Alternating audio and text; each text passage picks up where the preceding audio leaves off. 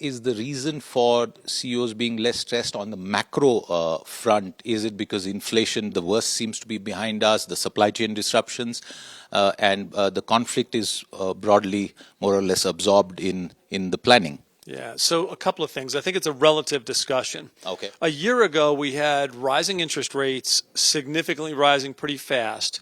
No certainty in terms of whether it would stop, no certainty in terms of how high it would go, and how steep that curve would be.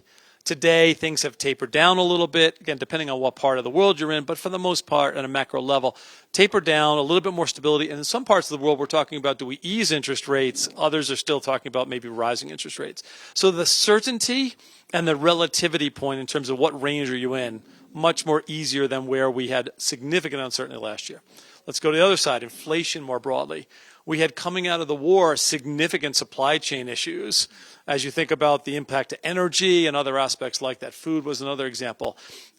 Talent was another example. We went through the Great Resignation and wages were continuing to rise significantly. And we don't see as much pressure, even though we still have a tighter labor market. So there's more certainty there. And you mentioned supply chain.